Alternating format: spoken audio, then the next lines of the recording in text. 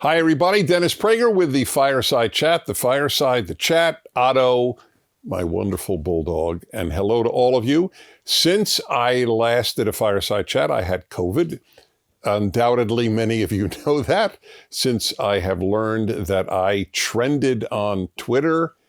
There was a major article attacking me in the Washington Post and a whole host of other left-wing sites. And I was the object of many people's desire that I drop dead, hopefully painfully. And I have a lot to say about this whole thing. What started it was that I had said on my radio show, as soon as I got back after 3 days off, and I had minimal repercussions from the COVID. I had chills. I didn't even have fever. And I had a cough, and I slept a lot. That was the entirety of my COVID. I've had flu in the past, which was much worse and much more uncomfortable. So what I said was that I believe in therapeutics because I follow science. I don't follow the New York Times. I don't follow CNN. I follow science. If you think CNN and the New York Times and Washington Post and LA Times and NPR are science, then there's really little for us to talk about. They lie a great deal. They lie in the name of what they believe to be their great causes, whatever those causes might be. America is a systemically racist society is a gigantic lie. It is one of the greatest lies in the history of any nation. And yet all of the sources that I just mentioned to you say it every time. And they allow no one on who differs. No one. Because the left has never allowed for dissent. Never in the history of the left. Liberals allow dissent. Conservatives allow dissent. But the left does not allow dissent. Have you read any article on behalf of therapeutics in the New York Times? If you did, please send me a copy because I obviously missed it. On CNN or any of the others, Chris Cuomo mocked me on CNN, said that what I said was to garner attention, which is a joke since I have so much more attention than he has. The last thing I need is more attention. We have 1 billion views a year at PragerU. How many does Chris Cuomo have? I have a tremendous number of people just watching this fireside chat each week. I have never sought attention in my life. And it's pretty clear to every one of you who watches me, you know that. That is not my intent. My intent is to influence people to be better human beings. I have very corny concerns in life. They're all about goodness. So now back to what I said. What I said was, since I do believe in therapeutics, in other words, that there are things people can take. I can't even mention them because then Facebook will take this down. That's the irony. One of them is called a horse dewormer, even though it was created for human beings, not horses, and the inventor was given a Nobel Prize in medicine. It's an extremely wonderful, safe drug. And I have been taking a number of them the entire time, and I have announced it because I believe that should I get COVID, they will in fact minimize the seriousness of my COVID, which is exactly what they did, and prevent me from being hospitalized or in any other way seriously ill, which is exactly what happened in my life. So I mentioned that for 1.5 years, I hugged thousands of people.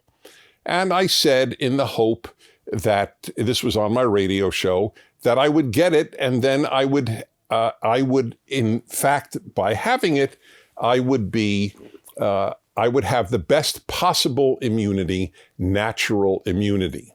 What I should have said was I hugged thousands of people knowing that I was protected. That's the way I should have put it. I didn't put it that way. On radio, you're very spontaneous. And the truth is, I was not worried about getting COVID because I know the science of the drugs that I was taking. And I also knew later on, much later on, that you could get monoclonal infusion. a Regeneron, and I got that as well. And I was minimally ill. I missed 3 days of broadcasting. And I probably could have broadcast all 3 days, but I decided to sleep in.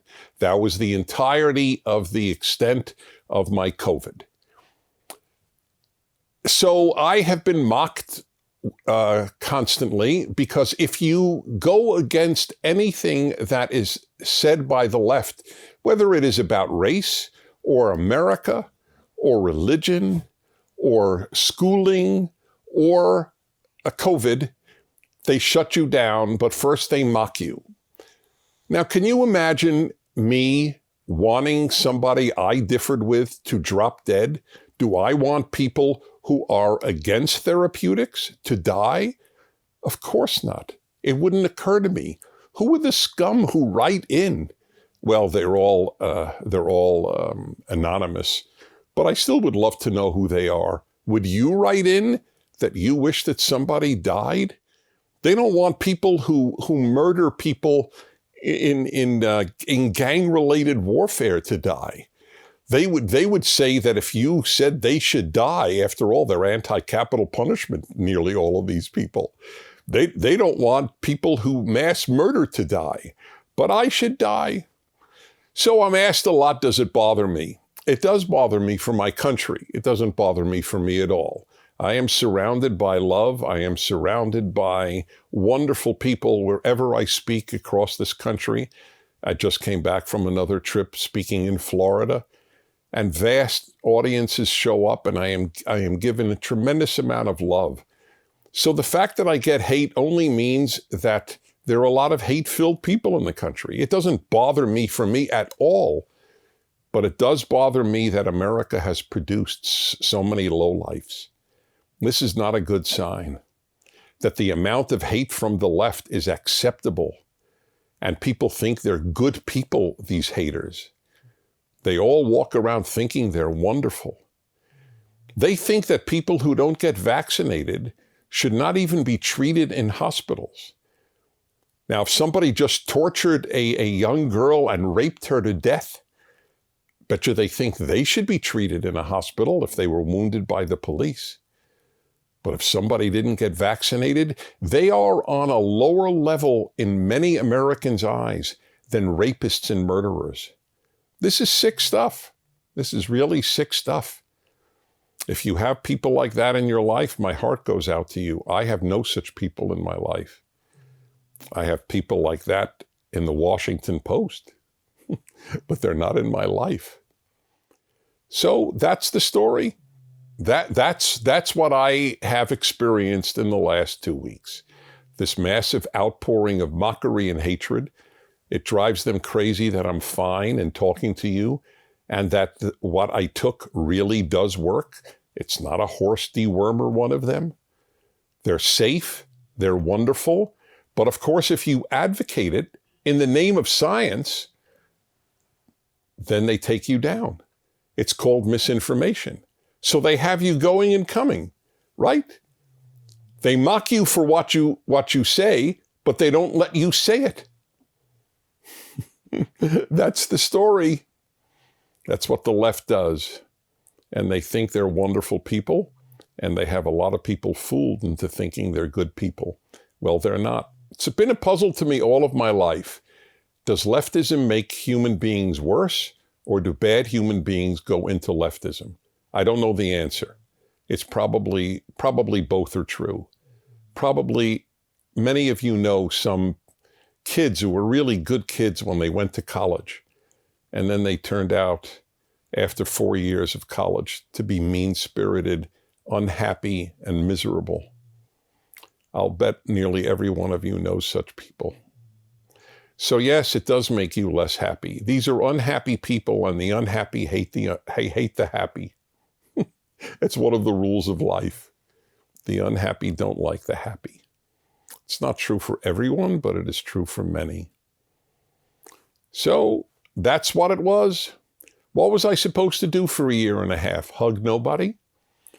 I attended rallies to open up my closed city of Los Angeles, California. Was I supposed to shake nobody's hand? no one who walked over to me to hug me.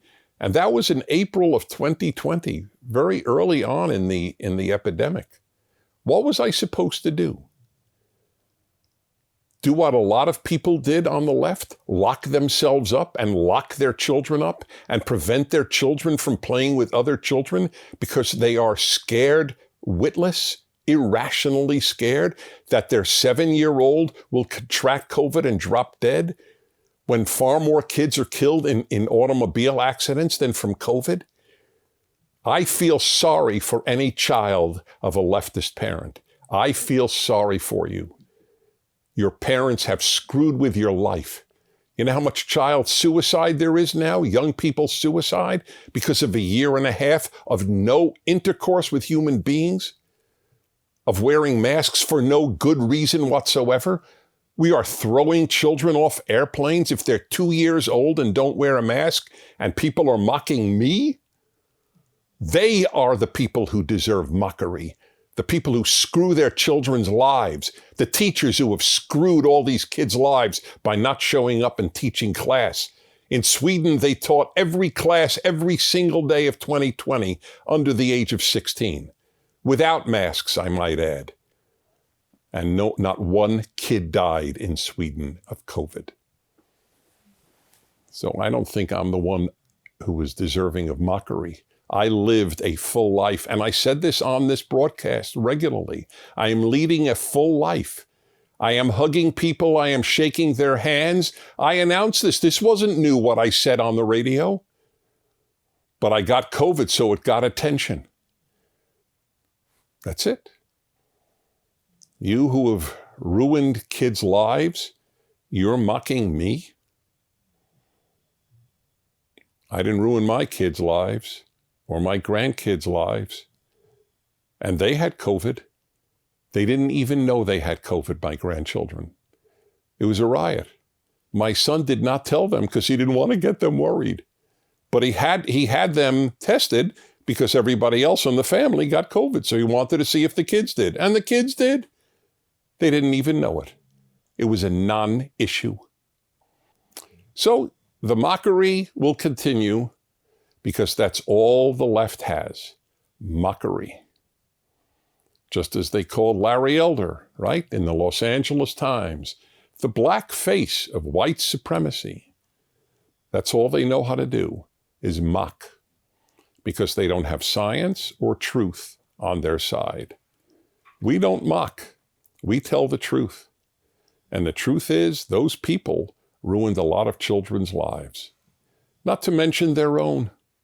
So if you're proud about screwing your kid's life the last year and a half, go right ahead. I pity your kid. They should have been raised in my house. Okay? Hey Dennis, my name is Zach. I'm from Los Angeles in the area here, and I am a young entrepreneur. I have an online business and my own other business I do outside as well. And I also work a job Monday to Thursday, and a lot of my coworkers tend to speak negatively against capitalism when they're already benefiting from it. And in fact, they get promoted and whatnot. My question is, what are your thoughts on it, and why do you think people would be saying this when they're already benefiting from it? Great question and very sad question. One of the reasons that people like your coworkers dump or crap on capitalism is that they don't care about alleviating poverty. You cannot care about lifting people from poverty and be anti-capitalist. There is no other economic system that has lifted billions of people out of poverty.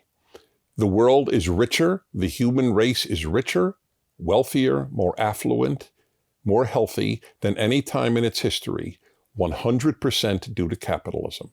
That is why even communist countries allow for some capitalism, because it is the only way to lift, as in China, their people from poverty. Capitalism. All these Chinese firms whose goods you buy, which I recommend that you don't, but that's a separate issue. It's all capitalism. There's another reason that your coworkers believe negative things about capitalism, and that is that they probably went to college. And you learn to be a fool at most colleges. Foolish people are making foolish people. That is the motto of the American, and for that matter, the Western university, but especially American and Canadian universities. Fools teaching kids to be fools. These people are making money doing nothing productive, being a professor, if you will, of gender studies, making a fortune of money, relatively speaking, and they are crapping on the only thing that made it possible for them to make a living doing nothing productive, and that is, ironically, capitalism. I have contempt for people who have contempt for capitalism. They don't care about lifting people from poverty. That's all it means. What would they like to see in its stead? Socialism?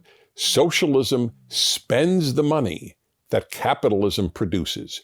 Socialism has never produced money. It spends the money that capitalism produces. No capitalism, no socialism. Even Marx said that, ironically, and he was wrong on everything. Press home to open. All right, let's try that again. Here we go.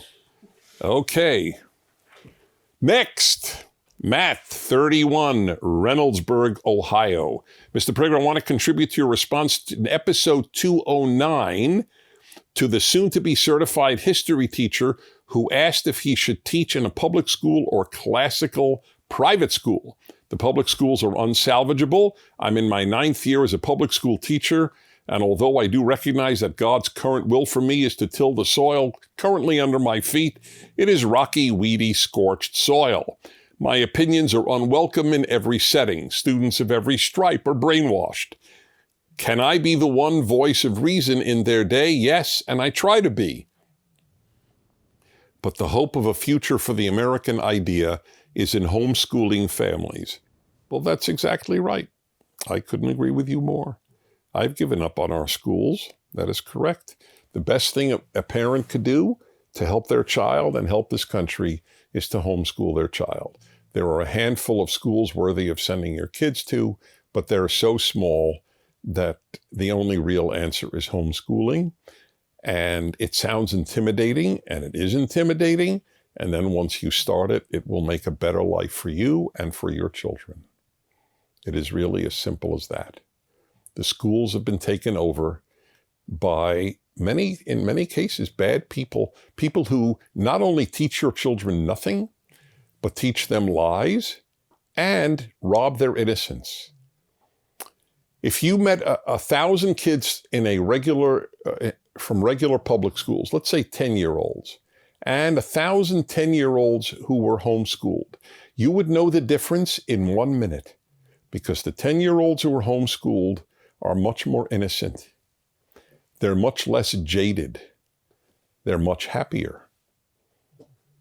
And even, which means nothing to the left, more respectful of adults. That they find particularly obnoxious in homeschooled kids. Sarah, 37, Placerville, California. Hey, Dennis and furry friends. My husband and I have done a lot of reading and research in the last year and a half. We have tried to use common sense instead of relying on the mainstream media. However, trying to speak up for what we believe in has really worn on us, and we become more argumentative and prideful. How do you stay so calm, collected, and humble while still making your point? We both really admire the way you argue your points with composure yet strength.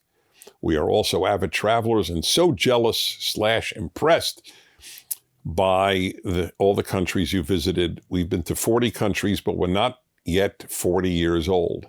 Thank you so much for bringing reason and common sense to the masses. Well, you're doing well. Under 40 countries, not bad. I don't remember what I was when I was in my late 30s. I am now at 131 countries. That, by the way, is not easy. It's not like I'm a travel agent. I have full-time work. So it's really been a real sense of compulsion in my life, because at a very early age, I wanted to see the world. I had a very interesting dream. I don't mean a dream like at night when you're sleeping, but a wish. I wanted to be able to hear the name of any place in the world and know what they were talking about. So if they said, for example, Rabat, Morocco in a news broadcast, it wasn't just a name to me. I picture walking through the streets of Rabat, Morocco. That was my dream, and it's not fully realized. There are places I haven't been, obviously, but I've been to a lot. Anyway, with regard to your first part, how do you stay calm, collected, etc.? Because I am calm and collected, and I work on it, and it doesn't help anybody if I lose my cool. By the way, there are times I get angry. I got angry now in the broadcast. The anger I have at the parents who have ruined their kids' lives for the last year and a half because they're hypochondriac fanatics who believe CNN and who know nothing about science and who are scared to let their kids play with other kids for no good reason. I'm angry at these parents. So if calm and collected means never angry, that's not true. I do get angry. But by and large, I am calm and collected because it's a far more effective way to make your points. And I want to be effective. Mihai, 31 years old, Cluj, Romania. I spoke in Cluj, Romania 3 years ago to a very large audience, mostly young people. And I was very touched. I have spoken in Bucharest, the capital, and in Cluj. Dear Mr. Prager, greetings from a Romanian fan, and thank you very much for the inspiring fireside chats and videos. Although not as prevalent as in the U.S., I presume, the corporate woke agenda has made its way in here, that is Romania, as well, with mandatory unconscious bias or, quote, allyship, unquote, training being pushed to employees, or even mandatory preferred pronoun declaration. Wow. What a sick American export. Mandatory pronoun declaration. Wow. And they mock us. Men give birth is not mockable. But I lived for a year and a half hugging people and not walking around scared. That's deserving of mockery and death wishes. That's the sick world in which we live. But you're really healthy if you say men give birth. Or if you say you're non-binary, you're neither male nor female. Now, I understand somebody who wishes to change their sexual identity. I understand that. But please, don't tell me that you're neither male nor female. You may feel you're neither male nor female, but that doesn't exist. The feeling may exist. I can't deny anybody's feeling. You may feel a whole host of things. But the reality? Is there any other creature on earth that is neither male nor female? How do you combat this in the U.S., and what do you think I could use in my country? This is how I combat it. With PragerU, with the fireside chats, with my books, with my weekly column. You should take a look at my weekly column. I devote a lot of thought to that, and I put in print things that I say. Anyway, that's how you fight it. You fight it by not letting them win in the sense that they have shut you down. They want you fired. They want you to lose your job. Do you realize the hatred of the left is so deep? They wish even that first responders lose their jobs if they don't get vaccinated, even if they have had COVID and they are immune, they have natural immunity. These people are so filled with hate that they hate police. They hate doctors. They hate nurses who won't get vaccinated. That's quite something. It is a world of hate. And they walk around thinking they're compassionate. Anyway, what we have to do is speak out on your Facebook page and on your Twitter account and wherever else it matters. Speak out gently and firmly, but speak out.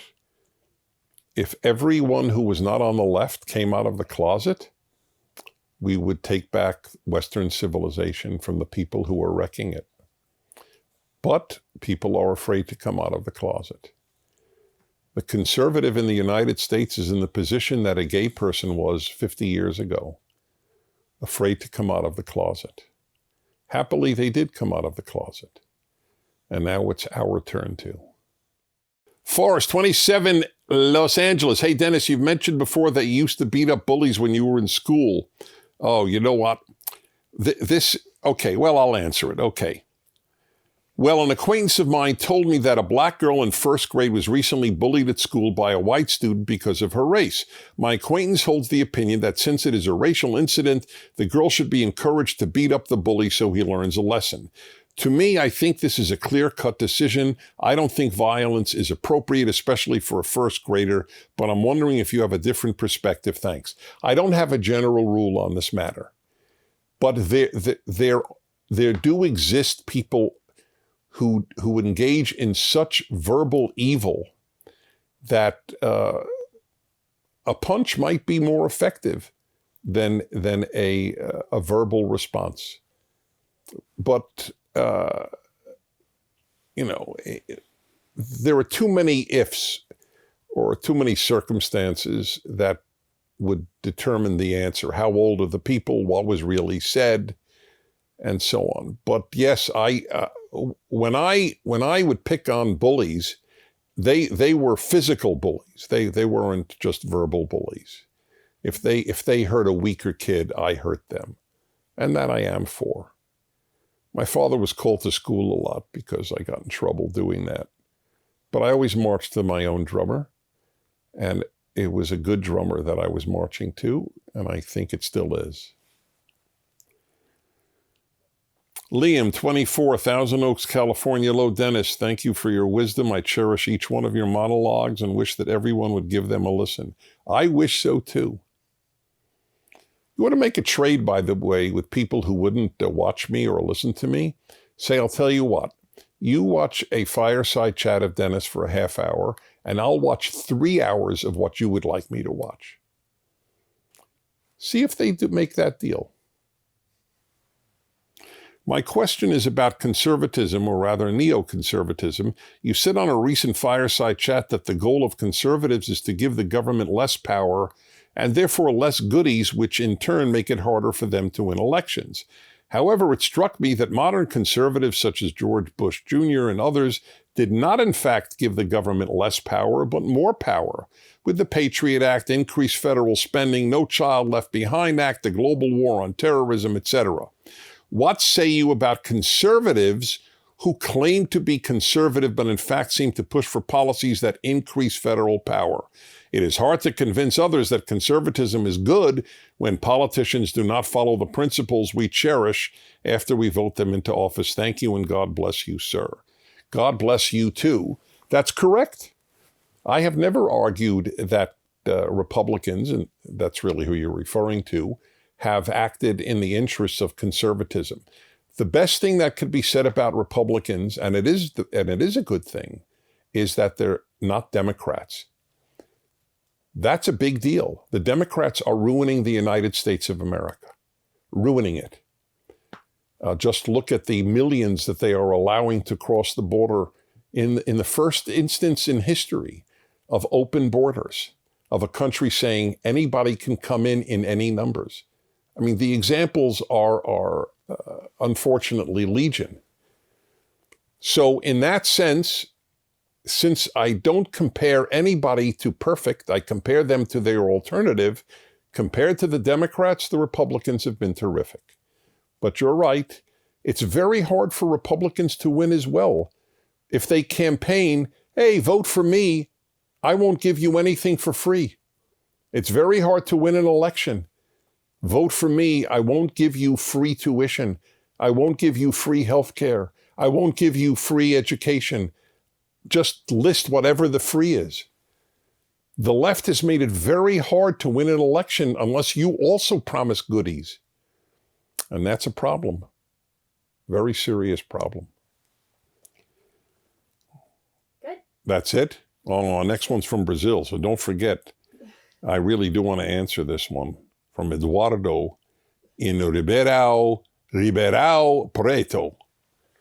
All right, everybody. The first part of this was really important, talking about COVID, myself, the hatred and mockery that I received across this country. And it is really important that you even watch it again and play it for others and have them react. These are really, really important issues. Thanks for watching. I'm Dennis Prager. I'll be with you next week. Thank you for watching this video. To keep PragerU videos free, please consider making a tax-deductible donation.